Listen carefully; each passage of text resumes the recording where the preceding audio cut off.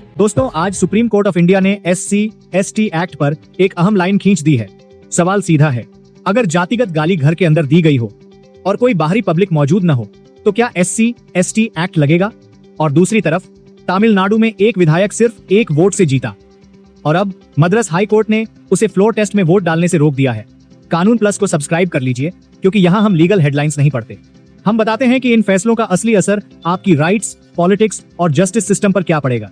Video के अंत तक बने रहिए, क्योंकि आज का सवाल बहुत सेंसिटिव है। क्या सुप्रीम कोर्ट का SC/ST एक्ट वाला फैसला मिसयूज रोकेगा या विक्टिम्स के लिए न्याय मुश्किल करेगा? पहली खबर, घर के अंदर जातिगत अपमान और SC/ST एक्ट पर सुप्रीम कोर्ट ऑफ इंडिया का फैसला। Gunjan at Girija Kumari versus state of NCT of Delhi मामले में सुप्रीम कोर्ट ने कहा, अगर कथित जातिगत अपमान निजी घर के अंदर हुआ और वह पब्लिक व्यू में नहीं था तो SC/ST एक्ट की धारा 3(1) अपने आप लागू नहीं होगी। इसका मतलब कानून सिर्फ शब्दों को नहीं देखता, कानून यह भी देखता है कि अपमान कहां हुआ, किसके सामने हुआ और क्या वह पब्लिक ह्यूमिलिएशन था। क्यों जरूरी है? SC/ST एक्ट बेहद गंभीर कानून है। कोर्ट ने साफ किया कि इसकी कठोर धाराएं तभी लगेंगी जब कानून की जरूरी कंडीशंस पूरी हों। लेकिन ध्यान रखिए, इसका मतलब यह नहीं कि किसी को जातिगत गाली देने की छूट मिल गई। फर्क सिर्फ इतना है, हर निजी झगड़ा अपने आप SC/ST एक्ट का मामला नहीं बनेगा। दूसरी खबर, तमिलनाडु में एक वोट से जीत और मद्रास हाई कोर्ट की बड़ी रोक। मद्रास हाई कोर्ट ने टीवी के विधायक R श्रीनिवासा सेथुपति को तमिलनाडु असेंबली की प्रोसीडिंग्स इंक्लूडिंग फ्लोर टेस्ट में हिस्सा लेने से रोक दिया है। वे तिरुपटूर सीट से सिर्फ एक वोट से जीते थे। उनकी जीत पोस्टल बैलेट डिस्प्यूट के कारण चैलेंज में है। अब वे इस रोक के खिलाफ सुप्रीम कोर्ट ऑफ इंडिया पहुंच चुके हैं। इसका मतलब जब सरकार का भविष्य एक वोट पर टिका हो तो एक डिस्प्यूटेड वोट भी कॉन्स्टिट्यूशनल क्राइसिस बना सकता है। क्यों जरूरी है? यह सिर्फ एक MLA की सीट का मामला नहीं है। यह सवाल है, क्या इलेक्शन रिजल्ट की फाइनलिटी ज्यादा इंपॉर्टेंट है या वोट काउंटिंग की प्योरिटी? तीसरी खबर, क्या फीफा वर्ल्ड कप 2026 दूरदर्शन पर फ्री दिखेगा? दिल्ली हाई कोर्ट ने सेंटर और प्रसार भारती को नोटिस जारी किया है। याचिका में मांग है कि फीफा वर्ल्ड कप 2026 को दूरदर्शन पर फ्री टू एयर दिखाया जाए, ताकि फुटबॉल फैंस को प्राइवेट सब्सक्रिप्शन पर डिपेंड न रहना पड़े।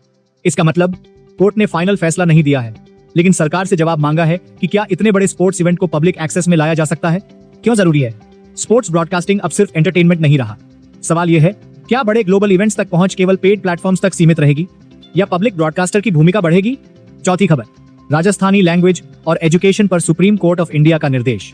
सुप्रीम कोर्ट ने राजस्थान गवर्नमेंट से कहा है कि राजस्थानी लैंग्वेज को स्कूल और कॉलेज एजुकेशन में शामिल करने के लिए कॉम्प्रिहेंसिव पॉलिसी बनाई जाए।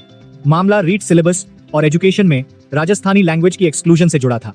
इसका मतलब कोर्ट ने भाषा को सिर्फ कल्चरल आइडेंटिटी नहीं माना, इसे एजुकेशन पॉलिसी और मदर टंग लर्निंग से जुड़ा इशू माना। क्यों जरूरी है? अगर बच्चे अपनी मातृभाषा से कट जाते हैं तो एजुकेशन सिर्फ सिलेबस नहीं रह जाती, वह आइडेंटिटी, एक्सेस और डिग्निटी का सवाल बन जाती है। पांचवी खबर, पुलिस एक्स्ट्राऑर्डिनरी पेंशन पर इलाहाबाद हाई कोर्ट का सख्त रुख। इलाहाबाद हाई कोर्ट ने यूपी पुलिस सपोर्ट स्टाफ के परिवार को एक्स्ट्राऑर्डिनरी पेंशन देने से इनकार किया।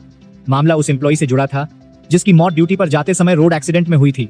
कोर्ट ने कहा, Uttar Pradesh police extraordinary pension rules 1961 के रूल 3 में जिन खास सिचुएशंस का उल्लेख है, सामान्य रोड एक्सीडेंट उनमें नहीं आता। इसका मतलब हर दुखद मौत एक्स्ट्राऑर्डिनरी पेंशन का केस नहीं बनती। कोर्ट रूल बुक देखेगा, सिंपैथी नहीं, स्टैट्यूटरी एलिजिबिलिटी चलेगी। क्यों जरूरी है? यह फैसला पुलिस फैमिलीज के लिए कठोर लग सकता है, लेकिन सर्विस लॉ में बेनिफिट तभी मिलता है जब रूल साफ तौर पर अलाउ करें। तो ये थी आज की बड़ी लीगल हेडलाइंस।